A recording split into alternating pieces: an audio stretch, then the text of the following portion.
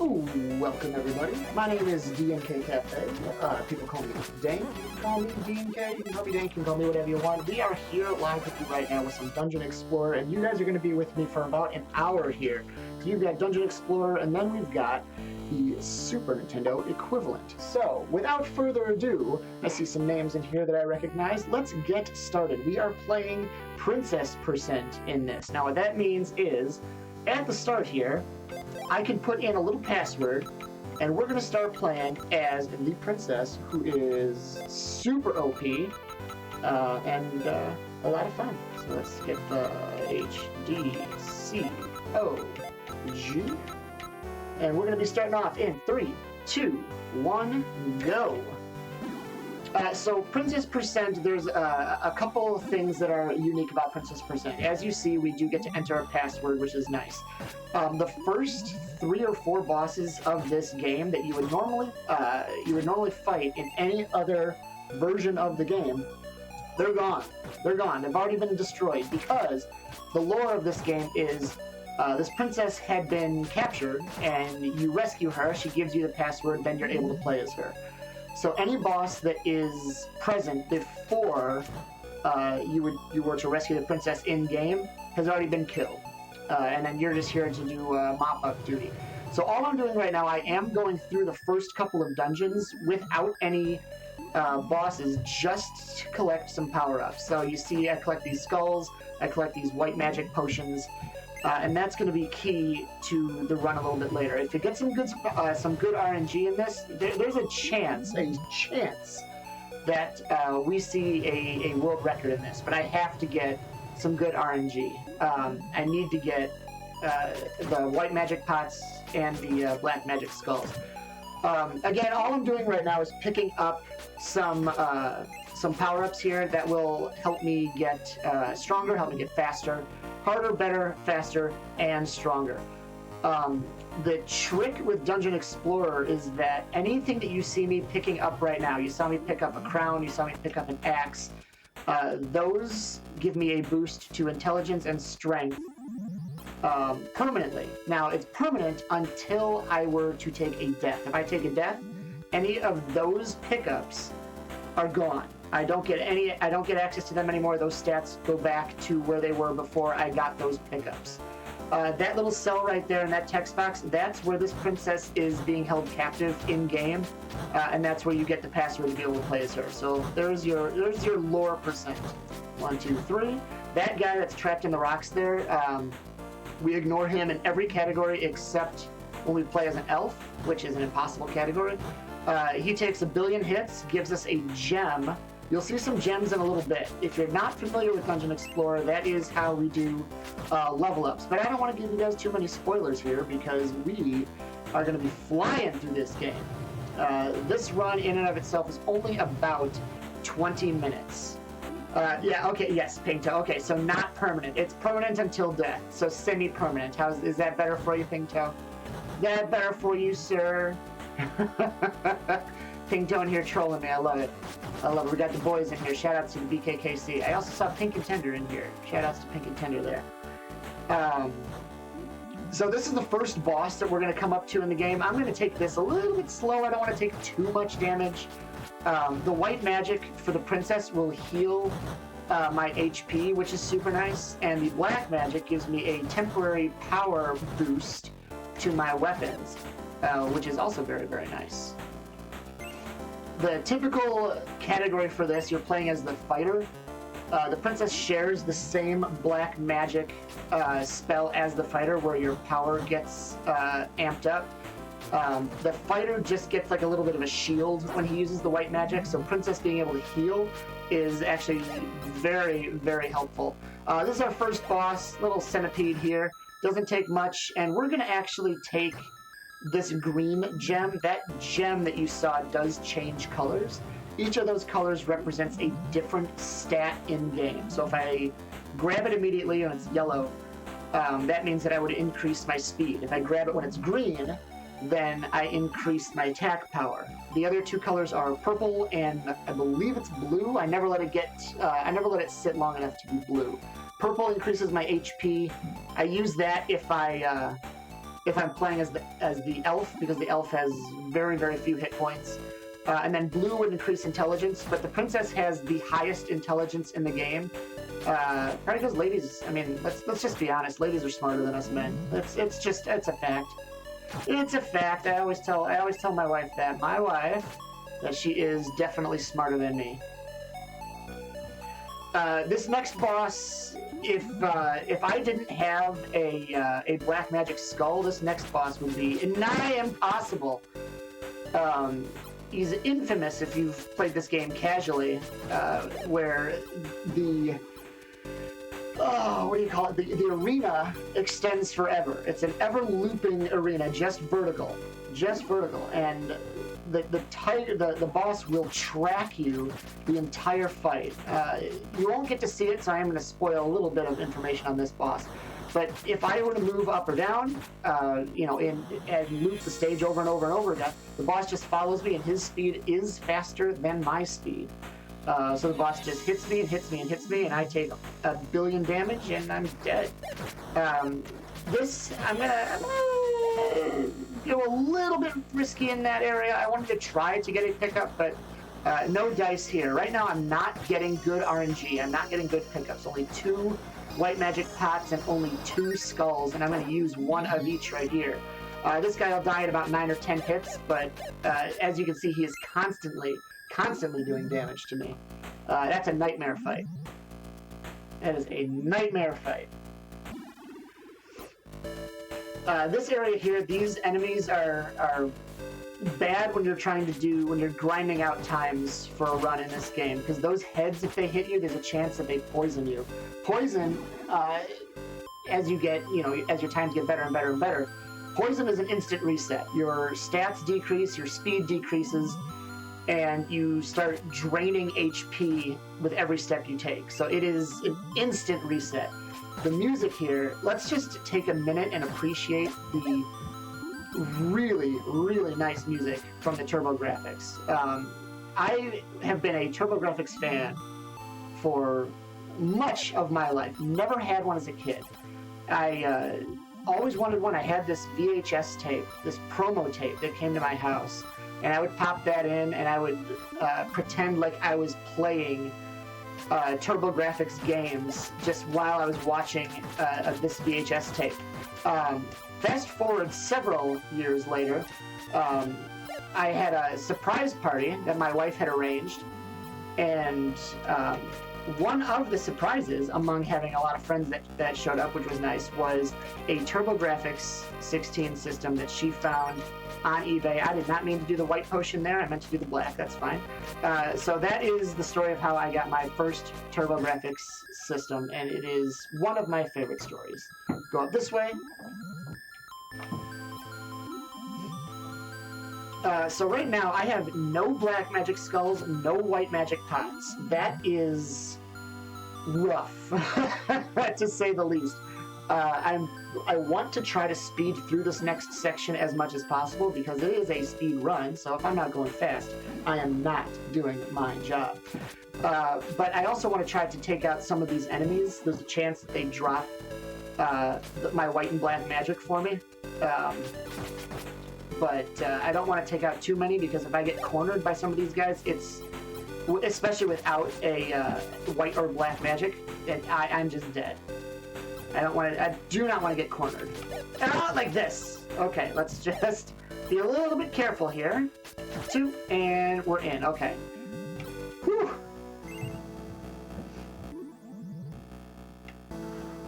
I'm gonna burn this white magic pot pretty quick, because right now my HP is a little lower than I would like.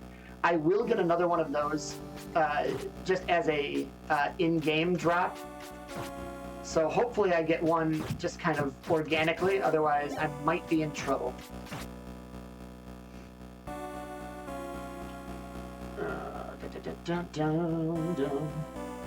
We're about halfway through this game, I'd say, in terms of boss count. Ooh, baby, I just got cornered. If I am sandwiched between 2 enemies, the damage I take is... Wow, that's really, really, really bad. The damage I take is doubled from what I understand. Each time that I take damage, it counts as double the damage, one from each enemy. So this boss should be fine as long as I don't take too many hits, but I am going to burn that black magic potion, the black magic skull, because I don't want to chance this fight. Alright, perfect. We're going to take speed here. I don't need it, but we're already, we're powering up really good on strength. I think I'm just about full power on speed, so we're okay. This boss is a bit of a troll if you don't know how it works, and I did not the first few times that I ran it. You'll see what I mean in just a second, but I'll try to explain as the fight is going on. In the meantime, we're going to take out these guys. These guys have a high probability of dropping black magic skulls, but it's not high enough, clearly, because I got nothing. So the rest of this game is going to be a little bit careful. I think we're past the point where record is on the table, which is fine, We'll, you know, oh, jeez, come on, okay. So the way that this boss trolls, besides what you just saw there, is when it disappears and reappears, you just have to keep track of which one started in the upper left. I did not know that the first time that I played this game, and I just thought that it was random. So I was searching around for, you know, which one was correct, and if you kill 3 of those shadows, then they all disappear again and you have to start over. Once I learned that you just have to track the one that starts in the upper left, the boss is basically free unless he traps you like that. Let's see here.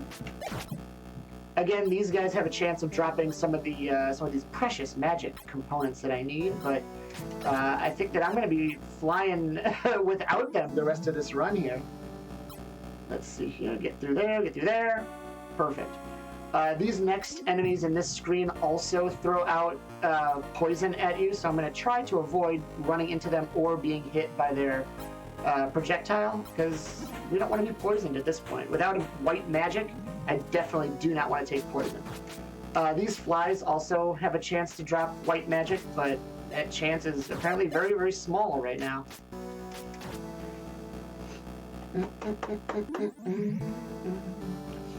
Yeah, this game's a lot of fun. I really enjoy, you know, it's got that sort of gauntlet style, it's got that sort of, you know, old school, classic Zelda style, not nearly the same Zelda style as something like, say, Utopia, but it definitely captures that gauntlet feel, and it's very satisfying to play. It's a nice speed run. I really enjoy it.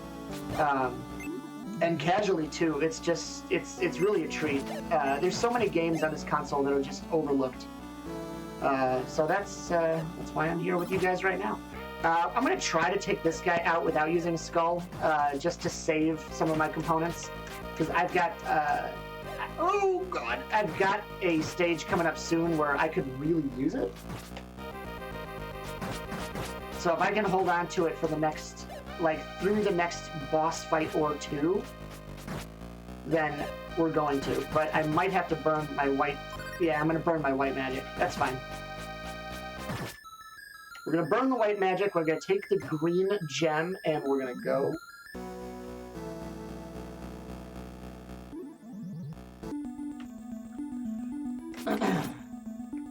This particular level is not too bad. Pretty straightforward. Go diagonally down and left, go diagonally up and right, try to avoid being hit. As long as I've got somewhere over, say, 110 HP by the time I reach the boss is free. Weave my way through here. These guys do like to drop dark magic or black magic skulls, but I'm not even going to bother. If you park here, hold fire, and then hold the direction you wish to fire, this dragon cannot harm you. And he's dead. Another green gem, hold fire, and then hold the direction. And we've got, I think, 3 or 4 bosses until the end of this game here. A very quick one. This one's nice. Now there is another Dungeon Explorer on TurboGrafx. For the TurboGrafx CD, Dungeon Explorer 2. I will not be playing that one today. That one is a lot of fun. That one's very challenging. I would say that one is definitely harder than this one. I will be playing, though, after this. You guys aren't done with me after I finish this game, because I'll be playing Crystal Beans from Dungeon Explorer. But I will be using the Dungeon Explorer 2 story, because the Crystal Beans story, let's just say it's really, really bad. It's basically easy mode Dungeon Explorer 2, and a lot, and just kind of, what's the word I'm looking for? Dumbed down, I'll say. This is one of those lovely guess the staircase puzzles that are just wonderful to have in games. If you don't know where you're going casually, then this stage is kind of rough, but once you've learned the routing for this, it's not too bad. And you can just kind of make it look easy. Took a second for me to remember when I was doing my practice runs just where I was supposed to be going. I am going to kill this one. This guy does quite a bit of damage.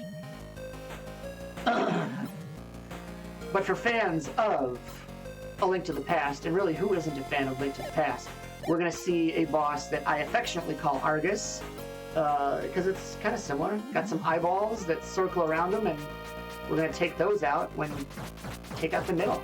I'm going to leave 2 of them, because then I can make this boss do exactly what I want it to do, and he never attacks. Never attacks. We also, this particular dungeon had the best music of the game, and I was just talking over it. Don't worry, guys. You will hear that track again in Crystal Beans, and I will not talk over it. I will let you guys enjoy probably the greatest Dungeon Explorer music track. Wow. All right. That guy just ignored my dagger. This section I am going to take a little bit slow. I want to try to farm some magic. It's not a very common drop here, but there are some enemies that drop something. Oh, I just got one. I got white magic. I got 2 white magic. And after I just said it was not a very common drop, those 2 white magic are going to be very helpful, because I've got this section right here is full of these guys do quite a bit of damage, and the section coming up after this has some flame enemies that track your movement, and if they touch you, they do like 160 HP worth of damage. So if they touch me, I'm dead. Dying now is, I mean, it's not a run killer, but it is definitely frustrating. Those little blue flame enemies that are just following me around are an absolute nightmare, and will kill me if I touch it, so I'm going to avoid touching it. This guy is the, not the only boss, but one of, I think, 2 bosses that when his projectiles hit you will have a chance to deal poison damage. So then, again, my stats are lowered, my HP drains, and my speed is lowered. So hopefully I can just knife the flames away as I did and not take poison damage. So, not too bad. Do not forget to grab the Aura Stone. Otherwise, you have to go through that entire dungeon again, and it's terrible. We are on the last couple of bosses for this game. So the king that lives in this castle sent us off on a mission, and lo and behold, this king, oh no, he's a traitor, he's not really the king. That's Natas. That is who we're going to have to fight in just a few minutes. Don't be scared of that skull, guys. Natas is a pushover. A pushover. This next section is not too bad. These enemies do deal quite a bit of damage, and they will occasionally drop some magic. I'm going to try to just avoid them and just weave my way through. Because their projectiles don't do much, but the body shots do a little bit more. It's really, like, the next boss is, I mean, I'll show you. I mean, you've seen cheese. Right now, the big game, what is it? Elden Ring right now. And everyone gets mad when you cheese a boss there. Well, I'm going to show you the ultimate cheese on a boss that, I mean, this just screams early RPG. Early action RPG cheese right here. Get past this. Here we go, guys. You ready for this? Ready for this? So this is Judas, the guy that was helping me early in the game, but if he walks up there, he does nothing. So now I am free to just attack.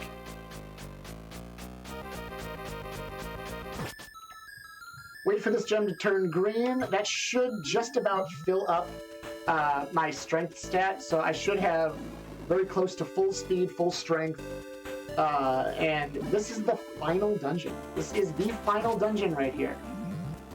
I would love to see a black magic drop, but I don't know. We haven't had too many of those in this run, so we'll see. I do have one white magic drop, or I have one white magic potion, which is nice. That will come in handy because these enemies do a ton of damage, and there's a lot of them. Wow, they're just absolutely manhandling me. Oh, I have 2 white magic. That's even better. Even better. So I'll have 1 and 1 to spare. I'm going to take these layers out, try to avoid damage. So this section I'm going to take a little slower than I typically do, just to ensure that I'm not taking unnecessary damage. We'll take these old men out. Yeah. See you later, guys. See you later. You're in my way. You're in my way. I have a date with destiny right now, and you're kind of harshing my mellow here. This, thankfully, is not like a guess the staircase puzzle. This is just go to the staircase that is in the room. And I'm in the last... Ooh, I did pick up a black magic. Oh, baby. All right, the last boss is going to completely melt. Completely melt. So we're going to take out some of these layers, and now I'm going to pop the black magic. Get rid of those guys, and here's Natas, the guy that I'm supposed to be super duper scared of. I'm gonna pop my white magic to fill my health, and we're about to end this guy's day. That is time! So that's Dungeon Explorer 1 in about 21 minutes. We are gonna have a little break while I get myself set up for the next game, and we're gonna go right into Crystal Beans from Dungeon Explorer. So don't go away, guys. I'll be right back for you.